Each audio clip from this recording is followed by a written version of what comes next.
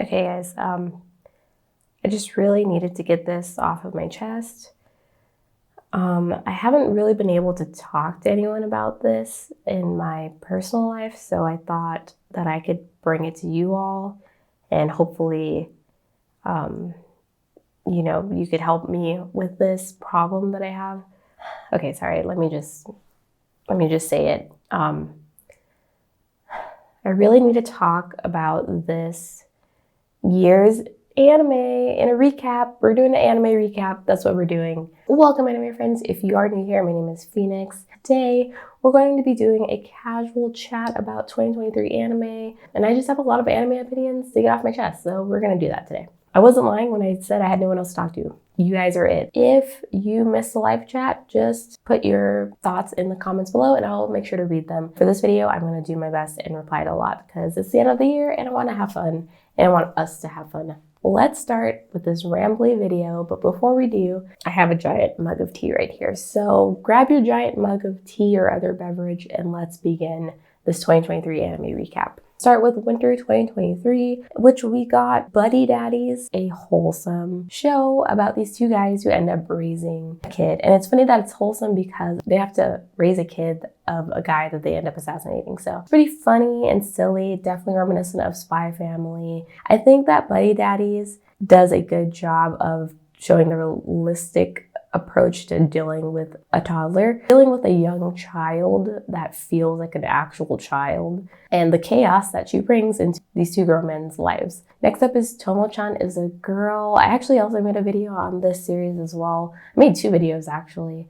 I don't know why I made two videos. I can't remember. It's supposed to be like a slice of life romance. It's not technically a shonen series. It was made by like this who used to make hentai, but this series is not that, so that's cool. It basically just follows a girl who's a tomboy who has a crush on her guy friend. It's pretty simple, basic run-of-the-mill romance. And I was kind of holding my breath the entire time because I was worried that Tomo-chan, the main character, would have to change herself in order to make the guy that she liked like her. And throughout the series, she does kind of force herself to look and act and dress a different certain way, more feminine and more like appealing. It ends up taking a better approach than I thought it was gonna, and I was happy about that. There was one character that did bother me in that show though, because it felt like she may have had a crush on the main character. It didn't explore that and I kind of got disappointed with that, but it could have just been me projecting as usual, because I just want more complex, realistic romances in our anime. And again, that may be asking a lot for anime, but we do get a lot of BL and GL series. So is it really asking a lot? Is it really? Next up is Tron Stampede. There's going to be a lot of anime on this list that I started and I did not finish. And Tron Stampede is one of them. I love the original Tron. I watched it when I was a kid. It was so funny and lighthearted, and I loved Vash so much. And also the fact that he just didn't want to kill people, but he literally has a gun and he like that's his whole thing. And watching this new version was kind of like a huge tone shift. Any person who's watched both will tell you that the newer one feels too clean. And it also gives away a lot of the main plot and a lot of the stuff that you don't get into in the original anime right away at the beginning, at the very beginning. Like the first 5 minutes is literally everything that the original anime and even manga built up to. But it lacked in storytelling. It made up for in visuals because the same animation company who did Beastars and Land of the Lustrous, their use of CGI in a way that feels full of life and nothing like that one Ghibli movie and not stiff, because a lot of CGI can feel stiff or like look awkward. Kinema Citrus or Studio Citrus, I can't remember their name. Maybe it's Studio Orange. Their way of animating never feels like static and awkward. It's really dynamic and it feels a lot like 2D animation, but with the aesthetic of 3D animation. So even though the original style is also really good, and I love older, like early 2000s or maybe it was late 90s kind of style of anime. Another big gripe that a lot of people had, including myself, is that Vash isn't as like flamboyant and exciting, and like his personality isn't as big as it is in the original. And that kind of sucks because his personality makes up a lot of that series. And to see him be more like of the cool guy, he's an ikemen, he's beautiful. He's like more chill, and he is also a little bit more melancholy because we would get into his backstory faster, and it makes his character a bit darker and more upsetting. So sometimes I don't have a reason for not watching the rest of the anime. Even if I do enjoy it, I still may forget to watch it because I get excited by new things. Because I have a short attention span, I get excited by pretty shiny new things, and I go watch new anime that comes out. So next is Vinland Saga Season 2, which I am still watching. I literally just started watching it again like the other day. I know that people think that Vinland Saga Season 2 is boring in comparison to the first season, because the first season is all about Thorfinn, his backstory, how he got like wrapped up into the world of Vikings and having to fight to survive, and literally having to live with someone who like changed his life forever in the worst possible way. He's literally living with his enemy, and his enemy like raised him. Even though they're totally different, it has a similar feel, a similar vibe, if I could say, to Attack on Titan, so there's Vinland Saga Season 1. And then Season 2 is totally different. Thorfinn as a character has fundamentally changed because of what happened in the first season. And so seeing him being a totally different person is pretty shocking to some people. But also on top of that, it's a lot more drama, a lot more interpersonal relationships, and it's slice of life kind of. Whereas the first season was action drama, this season is just slice of life drama. So a lot of people are like, what the heck is this? What happened to Vinland Saga? It fell off. But in actuality, it's more deeply exploring Thorfinn, what he's been through, and other characters in his life, some that he may have indirectly affected. I'm being vague because it's the second season, and I don't want to give anything away for people who haven't seen the first season. Expect the second season to just be a total tone shift. It's gonna be a lot calmer and like retrospective on Thorfinn and his inner thoughts and how he has changed because of the terrible things that he went through in the first season. And honestly, you'll be rooting for him by the end because he deserves better things, and he learns lessons that are really important and that I think are universal. I personally, not to get into the drama too early, but I think Thorfinn's character development is better than Aaron's in Attack on Titan, but we'll get there. Next up is Blue Lock, which is a sports anime that everyone loves, including me. The amount of merchandise at these 100-yen shops that I went to in Japan are an indication of how popular Blue Lock is, not only over here in the US, but also in Japan itself. I saw so much merchandise for it, and a lot of it was directed towards women, which I'm not really surprised about, but maybe some people might be surprised about because they think that sports anime and like shonen series aren't meant to be geared towards that demographic, but they definitely are. I enjoyed that. I know a lot of other people enjoyed that. Basically a soccer anime that's like untraditional, like other sports anime. Like if you think of Haikyuu or literally any other sports anime, it's always about the power of teamwork and like working together to accomplish your goals. Blue Lock is like, no, we're not working together. They're these kids that are pretty good at soccer, and they're thrown into this tournament type situation where they all have to compete against one another to be the best player. And I think they have to be a striker. They're all strikers, I think. They are supposed to shine as individuals is the goal of like the tournament that they're thrown into. It's like a death match. It's like a Squid Game soccer anime. And if you don't win one of them, you get kicked out and your entire career is over. You can never play soccer again. You can never be a striker. You cannot do anything. Like your entire dreams are done and gone. So there's a lot of stakes for the game because these kids really care about soccer. Rightfully so, because if they didn't, it wouldn't be exciting. My favorite character was Rensuke, I think his name is. He has like orange hair. And you can't really like any character because none of them last very long. There's a core few that have lasted the longest. Sports anime is really for the girls. It really is. And not even just the girls. It's for lots of other people besides the demographic that's intended for, which is shonen, which is young boys. Anyway, let's go on into spring anime. Spring was like the season of love this year, which is my favorite. I had a great time in spring 2023 anime. There was so much romance anime out. Starting with what everyone was talking about. It literally was at the top spot for the longest time, but another anime, which we'll talk about, has taken that spot now on my anime list. This anime is Oshi no Ko because it had a 1 hour and 20 20-minute long movie length film pilot episode, which everyone was talking about because it was crazy. It definitely was crazy. Yeah, I already made a video on Oshinoko and its craziness, how much I enjoyed it, and also things that it talked about, and also weird stuff that only anime has. And it's just like, does it really need this to be in there? Not really. Yeah, in my video for Oshinoko, I compared it to another series called The Idol, literally. It is actually an American drama series that was torn apart. Like, people hated that show. And I try to see like why the two series, one was like so popular and one was not, even though they're two different genres. I thought it was pretty interesting that they came out around the same time, and then different levels of like appreciation and hatred. Just look at that video for my conclusion on how that went. But Oshinoko, I do think it did a good job exploring the behind the scenes of like actors and idols and celebrities and internet celebrities, especially young people in the spotlight, in Japan and Korea and other places that, yeah, their lives are so strict and also so deeply watched.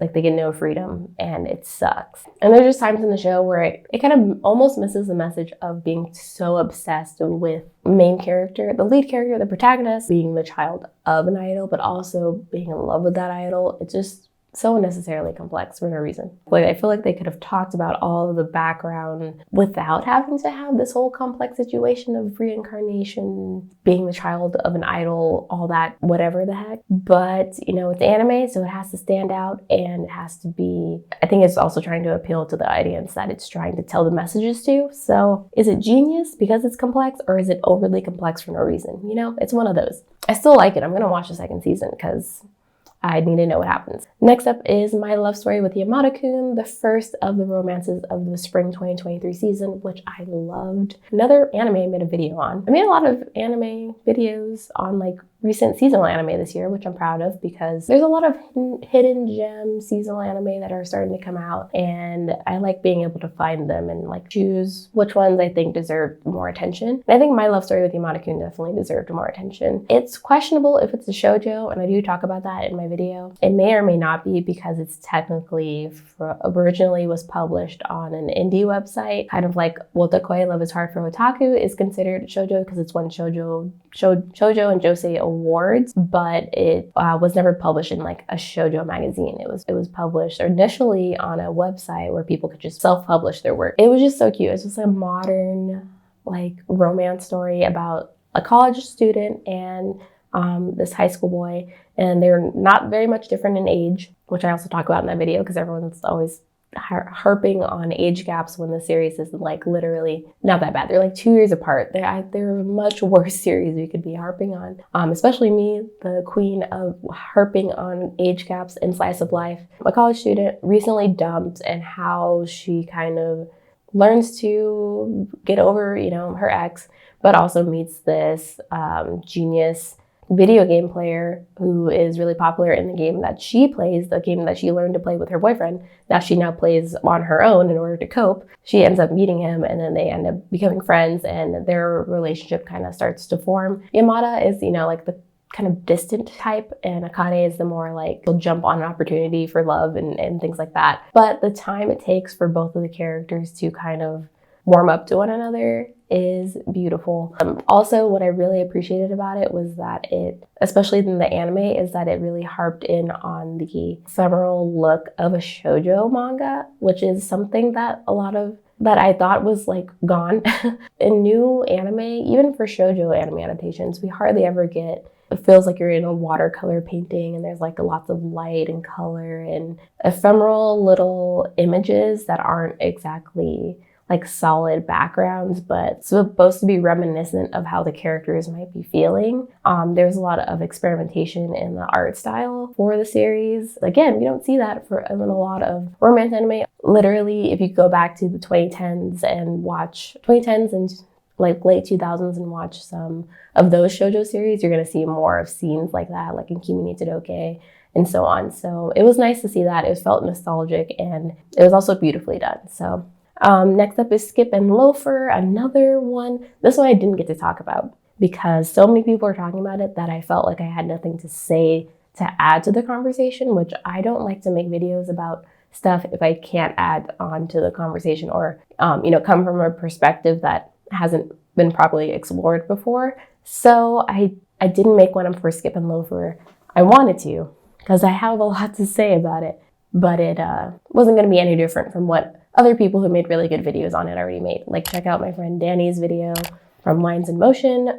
They made one on the Skip and Loafer manga, which has caused me to read the manga before I even saw the anime. So Skip and Loafer is also a seinen series. It was published in the seinen manga, but really seinen and shoujo have some of the better examples of series that do a great job at highlighting their characters first, and especially showing perspectives of like young women in a realistic and like respectful way that I really appreciate. Skip and Loafer, though, I love that it's just about this girl who has her plans. She's trying to do everything right. Nothing goes right, but she's just a simple character who's just trying to live her life and live her best life, truly, in Tokyo. Male lead, he's gone through some things, and I think Skip and Loafer also kind of talks about similar things as Oshi no Ko with like child actors and, the behind the scenes of that and like pressure in a much lighthearted way. See, like it could have gone just this way instead of going weird, which is what Oshi no Ko does. But anyway, Skip and Loafer is so sweet because the way he finds inspiration from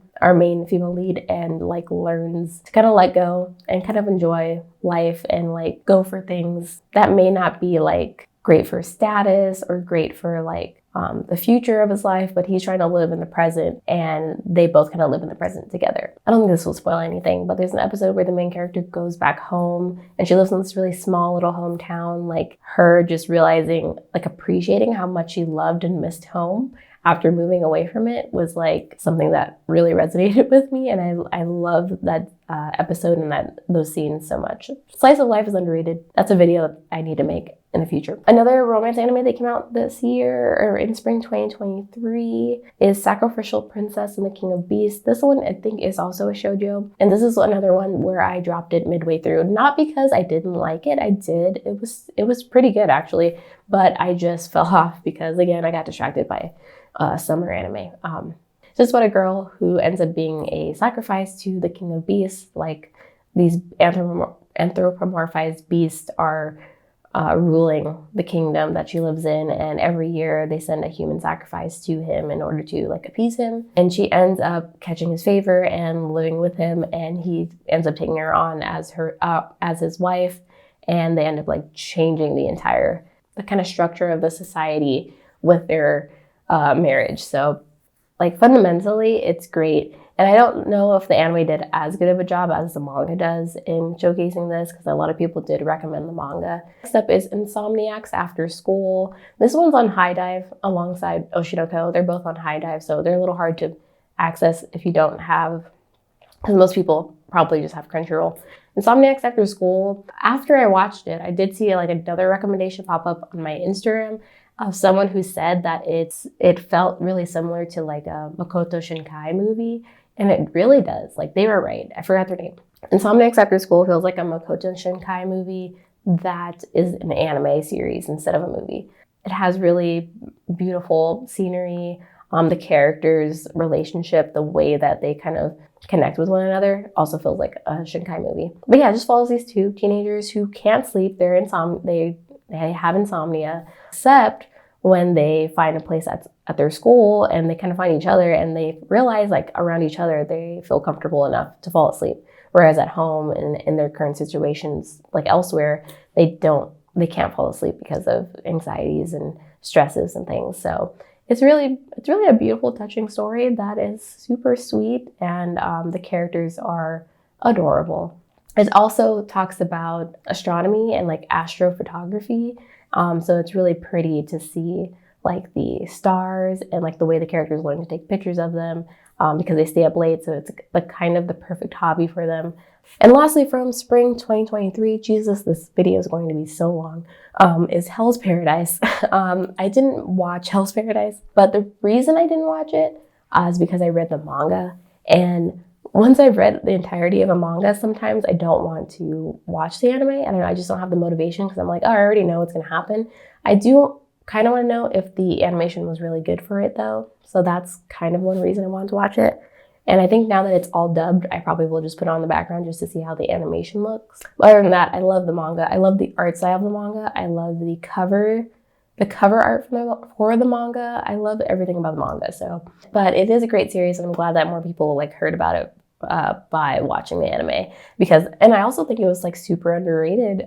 No one was watching it, even though technically I saw a lot of things saying that it's underrated, no one's watching it, but because I saw a lot of people saying that it was underrated, it didn't feel underrated, if that makes sense. You know what I mean? Like a lot of people were talking about it to the point where it probably wasn't underrated. Monster designs on a similar level to me as like Bleach's monster designs, which are beautiful but terrifying. Summer anime, I don't know what I was doing. I was doing too much. But I watched Sugar Apple Fairy Tale, which is this, I believe, is an underrated series. I think it's a shoujo. It's from a light novel. It's about a girl who wants to be a silver sugar artisan, which basically means like a person who makes sculptures out of sugar. And the only people who can taste the sugar that she uses to make the sculptures are actually fairies, and fairies are used as slaves in this world, and like they're discriminated against and all that. So she ends up befriending a slave fairy, and they go on like an adventure to help her become like the next like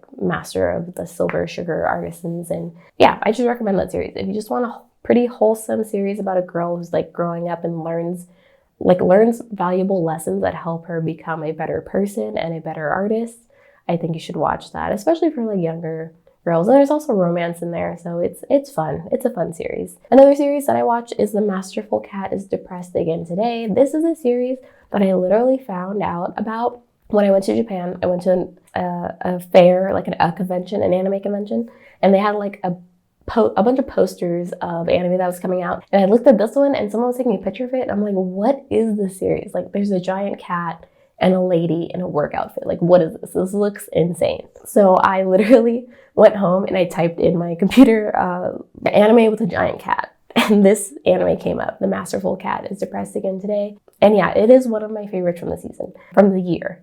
This subgenre of anime of absurd adulthood, again, I made a video on this, absurd adulthood situations of characters like being well into their 20s and 30s and beyond, going into adventures and things that are usually made for younger audiences, is my new favorite avenue of anime. Like these just adult characters going through it and who need magical, crazy things to go on in their lives to make them fun is incredible. The Masterful Cat is silly because it's just like a girl who works really hard, and she comes home and she's not really good at taking care of herself, but she finds a cat one day, and the cat ends up growing like 3 times his size. It ends up learning how to take care of her and like be like the house cat. Better term for house cat, not the house cat that just lounges around all day and scratches up your furniture in the meantime, but literally someone who cooks and cleans for her and gets her ready for work and make sure she's not hungover the next day. Like a true perfect comfort anime. One of my favorite comfort anime. Zom 100 is great. It's terrifying, but it's also great because it's literally about becoming a corporate zombie where they're getting used and abused by the companies that they work for,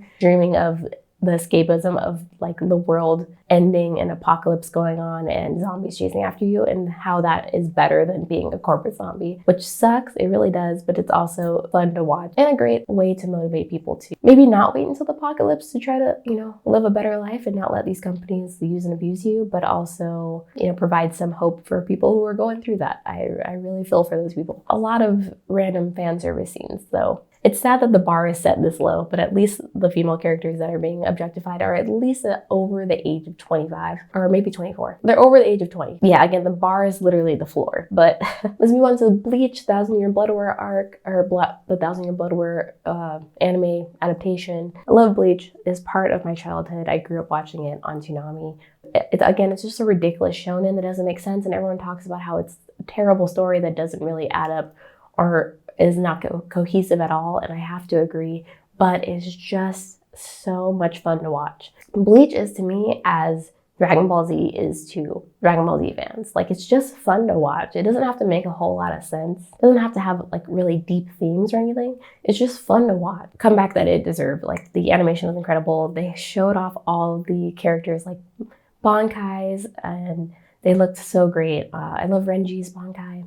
I was so happy when he was trending on Twitter. I love him. I love Renji. Anyway, Castlevania Nocturne, another one I recently watched. I didn't watch it in summer, even though that's when it came out. Castlevania Nocturne had me the moment I saw that there was going to be black vampire hunters and a black vampire. I was blown away because the art style for these characters was incredible. It is one that I should have made a video on, but I didn't, but I might make it in the future because, and the complexities of the characters themselves was really well done, actually.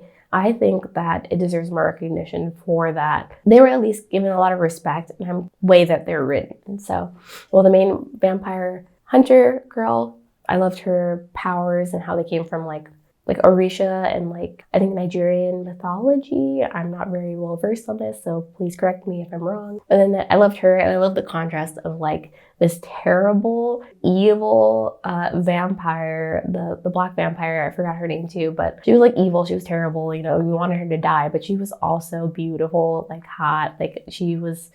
There's too many emotions that I have for her, but Castlevania Nocturne killed it. It was a little slow at some points and a little kind of off, but still a very good prequel series, and I want more. I want another season. I love Castlevania. I love the original Castlevania too, so I want more Castlevania. Again, not technically in anime, but it is in anime technically because anime is just animation. Stop gatekeeping the word anime. Anyway, I have been talking for an hour. I'm almost done. Okay, we're gonna move on to fall as a recent anime. I talked about the Apothecary Diaries. I made a whole video about it. Mao Mao is truly a girl's girl. She is the greatest. She should win best girl anime of the year.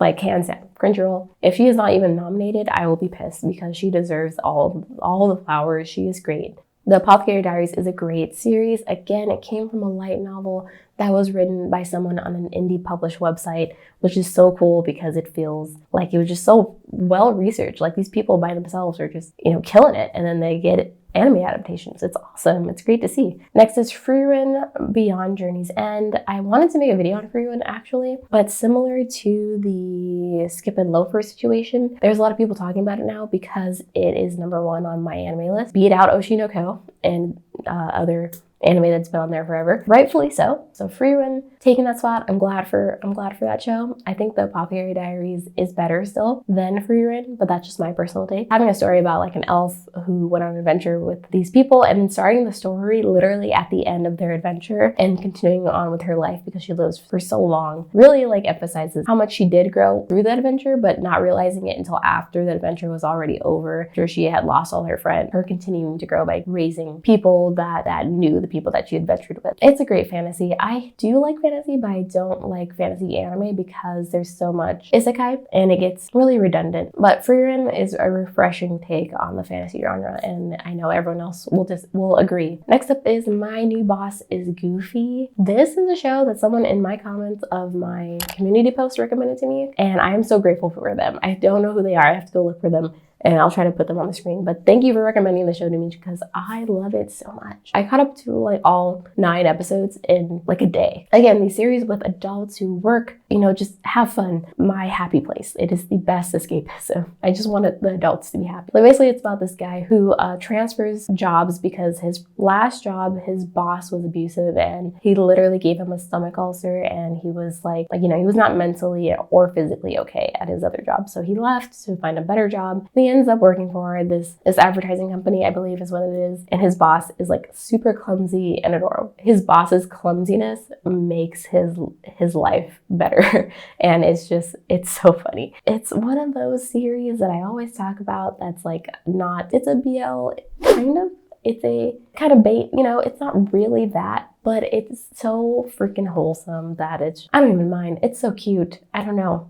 And there's 4 characters in total, 4 main characters. And so it kind of explores the dynamic. All 4 of them, and they each have their own little quirky personalities. They're just so cute. There's an adorable little cat thrown in there. His name's Hakuto. I don't remember the guy's name, but I remember the cat. His name is Hakuto, and he's the cutest little tsundere cat that you'll ever see. Most adorable show. If you need healing for your soul, My New Boss is Goofy, because it will definitely heal your soul. I've also been watching Spy Family season 2, which has my favorite arc, which is because I've read in the manga. I've already caught up to the manga, but my favorite arc in the manga was Yor's story of going on the ship. It finally got explored in Spy Family season 2. I've been talking forever, but I need to talk about Jujutsu Kaisen season 2. I will put, okay, I'm putting a spoiler alert right now. Skip ahead 5 minutes. I will try not to talk about it more than 5 minutes. Second season, we get Gojo and Geto's backstory, which correlates to the movie, which is also canon. If you're confused about any of the Jujutsu Kaisen lore or whatever, make sure to watch my friend Ina's video. She did like a super deep dive on Jujutsu Kaisen and like how everything is related and all that. Go watch that. 2, after Gojo and Geto's backstory, which ends up sad because we already know how it ends because we saw the movie.